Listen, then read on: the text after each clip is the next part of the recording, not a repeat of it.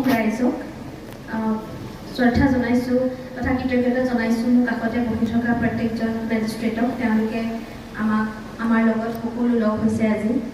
ছয়দুৱাৰ কলেজৰ principal sir আমাৰ মাজত আছে।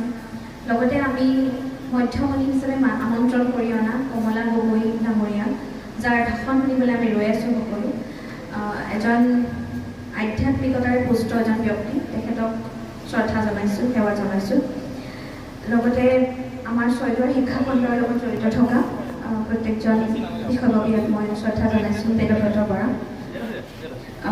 লগতে আমাৰ ছাত্ৰ ছাত্ৰীসকল, যাক লৈ আজি অনুষ্ঠানটো পতা হৈছে, মইতো ভবা নাই যে আমি সকলোখিনি এটেণ্ড কৰিছে আজি। তথাপিও যিসকল আহিছা, আমাৰ সকলোৰে আশীৰ্বাদ পুষ্ট মৰম আন্তৰিকতা গ্ৰহণ কৰিবা। অভিভাৱকসকলক শ্ৰদ্ধা জনাইছোঁ, সেৱা জনাইছোঁ। প্ৰথম কথা হৈছে যে আমি অনুষ্ঠানটো পতাটো অকণমান দেৰি হ'ল, যিহেতু আমি প্ৰথমতে ভাবিলোঁ যে ইমান সুন্দৰ ফলাফল আমাৰ গহপুৰত এইবাৰ দুজনকৈ ষ্টেণ্ড কৰিছে। মই নিজেই মানে চব ক্ৰেডিট লৈ ল'লোঁ যে মই আহি জইন কৰিছোঁ আৰু ইমান ভাল ৰিজাল্ট হৈছে।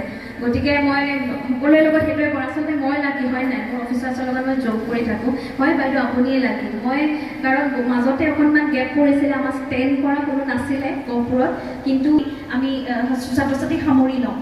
কিন্তু অকল ডিষ্টিংশ্যন পোৱা বুলিও নহয়, মিডিয়াত ওলাই থাকে বা আমি গাঁও প্ৰধানসকলৰ পৰা খবৰ পাই থাকোঁ যে আমাৰ অকণমান পভাৰ্টি ৰিডেন ফেমিলি, আমাৰ যিসকল BPL-ৰ পৰিয়াল বা আমাৰ আৰ্থিকভাৱে দৈন্যতাৰ সন্মুখীন হোৱা পৰিয়াল কিছুমান আছে, তেওঁলোকৰ ভাল ল'ৰা ছোৱালী, ভাল ৰিজাল্ট কৰা ল'ৰা ছোৱালীখিনি থাকি যায় নেকি। গতিকে তেওঁলোককো আমি একমডেট কৰাৰ চেষ্টা কৰিলোঁ। তাৰ মাজতে অলপ থাকিও গৈছে, কাৰণ সকলোকে সামৰি লোৱাটো অকণমান সম্ভৱপৰ নহয়। ইমানখিনি স্কুল, হাজাৰ হাজাৰ আমাৰ ল'ৰা ছোৱালী, তাৰ মাজত গতিকে অকণমান যদি আমাৰ ভুল হৈছে প্ৰথমে মই ক্ষমা বিচাৰিছোঁ। এতিয়া কথাটো হৈছে আজি মিটিংখন, এইখন মিটিং পাতিবই লাগে। মই ভাবোঁ প্ৰত্যেকটো মহকুমা, প্ৰত্যেকটো ডিষ্ট্ৰিক্টত পাতিব লাগে, কাৰণ আমি আমাৰ ছাত্ৰ ছাত্ৰীখিনিক যদি এনেকৈ উৎসাহ নিদিওঁ, আমি নহ'লে কি প্লেটফৰ্মত দিম, নহয় জানো?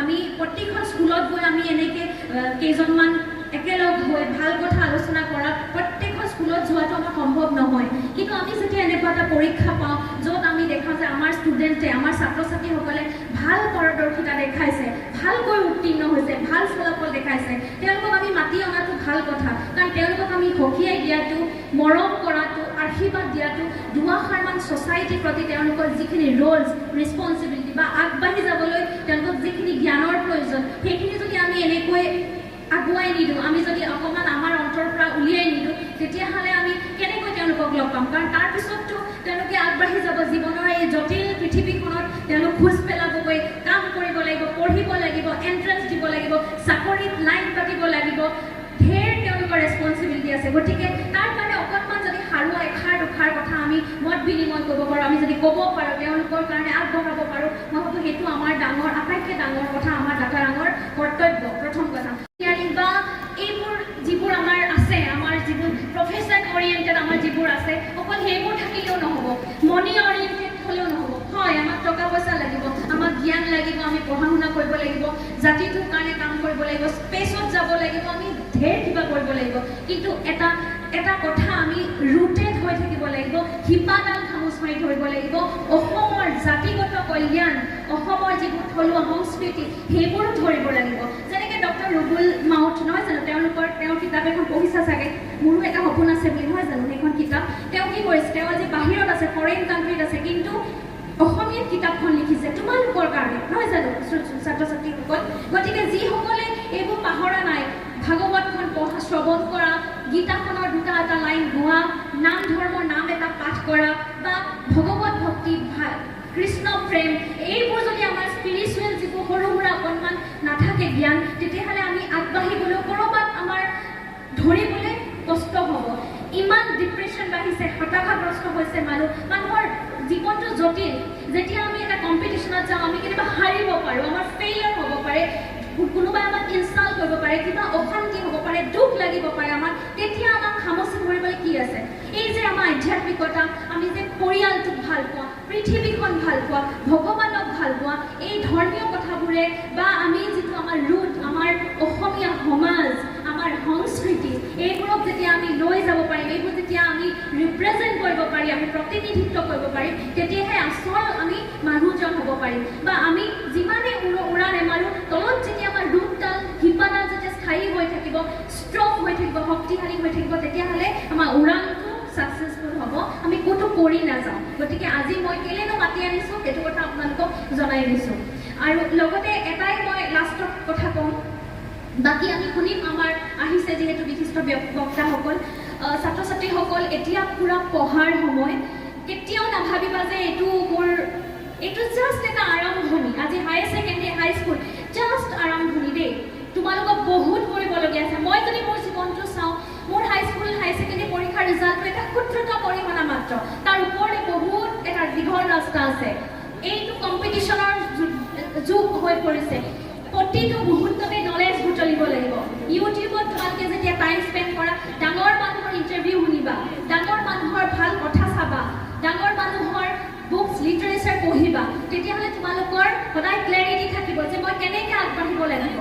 আৰু আমাৰ আগৰজন বক্তাই কৈয়ে গৈছে, আমাৰ আধৰুতাজনে ছাত্ৰানং অধ্যয়নং হ'ব, বেলেগ একো কথা নাই, পঢ়িব লাগিব। কাৰণ এটা সময় আছে পঢ়া, জ্ঞান আয়ত্ত কৰা, এটা সময় আছে সমাজক দিয়াৰ। আমাৰ আহি পৰিছে সমাজক দিয়াৰ, নহয় জানো? আমি এতিয়া পঢ়ি থাকিলেও নহ'ব। আমি যিমানখিনি এতিয়ালৈকে আয়ত্ত কৰিছোঁ, অৱশ্যে পঢ়া কেতিয়াও শেষ হৈ নাযায়, মই এইটো কোৱা নাই, কিন্তু আমি যিখিনি আয়ত্ত কৰিছোঁ, এতিয়া আমি ছ'চাইটিক দিবলৈ আহিছোঁ, দিব লাগিব। তোমালোকৰ এতিয়া ছ'চাইটিক দিব হোৱা নাই। তোমালোকে এতিয়া পঢ়াৰ, জ্ঞান অৰ্জনৰ, নলেজ অৰিহণাৰ সময়। খুব পঢ়িবা, খুব পঢ়িবা। মোক আগতে কৈছিলে, যেতিয়া মই ইংলিছ লিটাৰেচাৰ অনাৰ্ছ লৈছিলোঁ, মোক এগৰাকী বাইদেৱে কৈছিলে, Lukumani, eat literature, drink literature, sleep literature. Literature মানে ইমান এবজৰ্ব হৈ যোৱা, তাতে পাহৰি যোৱা বেলেগ কথা কি। তোমালোককো এতিয়া এইটোৱে কথা মই কওঁ, জ্ঞানৰ কৰ্ষণ কৰা, এনি টাইম পঢ়া, যি পোৱা তাকে পঢ়া।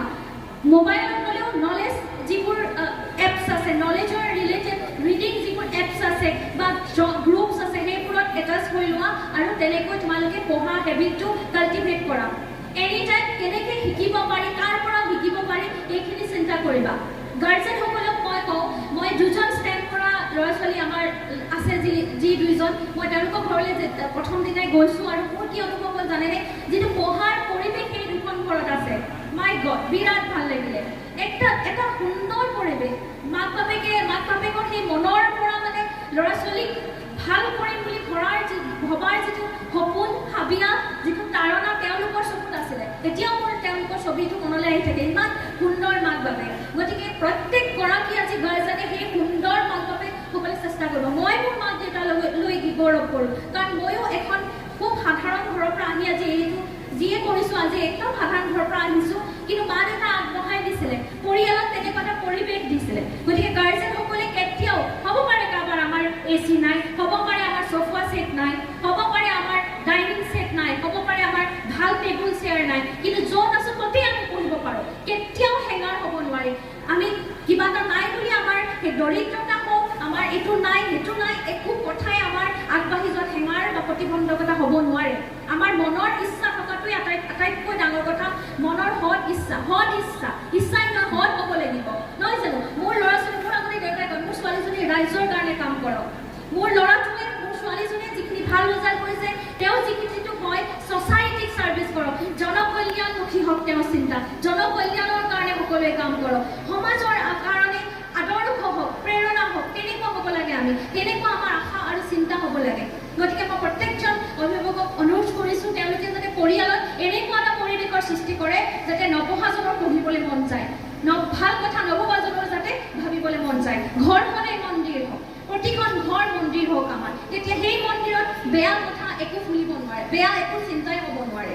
আৰু লাষ্টত এটা কথা কওঁ, শব্দ ব্ৰহ্ম, আমি ৰেচপেক্টফুল হ'ব লাগে সদায়। ল'ৰা ছোৱালীসকল তোমালোক আগবাঢ়ি যাবা, কলেজত তোমালোকৰ এতিয়া টিনেজৰ সময়, ইফ টিজিং বিৰাট ডাঙৰ কথা, বহুত বেয়া কথা, হিংসা কৰা বেয়া কথা। কোনোবাই ভাল ৰিজাল্ট কৰিছে, সদায় তেওঁলোকৰ পৰা ল'বলৈ শিকিবা যে কেনেকৈ মেথছত তেওঁ হায়েষ্ট মাৰ্ক পালে, শিকোচোন। মই জেলাছ নকৰোঁ, মই ঈৰ্ষা নকৰোঁ, মই হিংসা নকৰোঁ, আৰু মই ক'তো কথা নকওঁ। ৰেচপেক্টফুল গাৰ্লছ চাইল্ডছ, যিখিনি আমাৰ ষ্টুডেণ্ট আছে, ছোৱালীসকল হওক, আমাৰ ছাত্ৰীসকল, সদায় ৰেচপেক্টফুলি কথা পাতিব। ৰেচপেক্টফুলি যেতিয়া আমাৰ ল'ৰাবোৰক মই কৈ আছোঁ, ৰেচপেক্ট যেতিয়া থাকিব ছোৱালী ল'ৰাবোৰৰ মাজত ছাত্ৰ আৰু ছাত্ৰীসকলৰ মাজত তেতিয়াহ'লে বেয়া খবৰ আমি কেতিয়াও নাপাওঁ সমাজখন বেয়া হৈ গৈছে সমাজখন ভাল কৰিব লাগিব ভাল কোনে কৰিব লাগিব আপোনালোকে তোমালোকে সকলোৱে মিলি আমি নহয় জানো আৰু ৰেচপেক্ট যেতিয়া থাকিব সকলোৰে মাজত যে সেই যেতিয়া যে মই তেওঁক চাব লাগিব তেওঁ অসুবিধা হ'লে ময়ো ৰেচপনচিবল তেওঁ ভালটো চোৱাটো মোৰ দায়িত্ব আমি যদি সকলোৱে এনেকৈ ৰেচপেক্টফুল হওঁ সকলোৱে খুব এটা ভাল মনেৰে আগবাঢ়োঁ তেতিয়া সমাজখন খুব ধুনীয়া হ'ব এইখিনিকে কৈছোঁ আৰু অভিনন্দন প্ৰত্যেকজনলৈকে খালি এইটো মেছেজ যাওক যিহেতু সংবাদ সেৱাৰ লগত জড়িত প্ৰত্যেকজন ব্যক্তি আছে গহপুৰৰ প্ৰত্যেকগৰাকী শিক্ষাৰ্থীক লৈ আমি প্ৰাউড আমি গৌৰৱান্বিত তেওঁলোকক মাতি আনিব পৰা নাই কিন্তু আজিৰ পৰা এইটো মেছেজ যাওক যে প্ৰত্যেকজন শিক্ষাৰ্থীৰ ভাল ভৱিষ্যত হওক সুভৱিষ্যত হওক প্ৰত্যেকজন অভিভাৱকলৈ আমাৰ এই বাৰ্তা যে প্ৰত্যেকজন অভিভাৱকে পৰিয়ালটোক এনেকুৱা এটা পৰিৱেশত তৈয়াৰ কৰক সৃষ্টি কৰক যাতে তেওঁলোক ফুল হৈ ফুলিব পাৰে প্ৰত্যেকজন শিক্ষাৰ্থী ফুল হৈ ফুলক তেওঁলোকৰ মাজত যিখিনি সুকুমাৰ কলা আছে তেওঁলোকৰ মাজত যিখিনি হিডেন টেলেণ্টছ আছে এইবোৰ ফুলি উঠক এইখিনি আশা আৰু কামনা কৰিছোঁ আৰু আমাক ইমানখিনি সময় দিছে আপোনালোকে ভাল লাগিছে আমি আকৌ লগ পাই থাকিম হাইস্কুলৰ পৰা যিখিনি পাছ আউট হৈ গৈছে হায়াৰ ছেকেণ্ডেৰীত আকৌ যাতে এনেকৈ লগ পাওঁ হায়াৰ ছেকেণ্ডেৰীৰ পৰা যিখিনি আগবাঢ়ি গৈছে ভাল মানুহ হোৱা গহপুৰৰ গৌৰৱ হোৱা আকৌ মাতি আনিম আমি আকৌ এনেকৈ আলোচনা কৰিম ঠিক আছে থেংক ইউ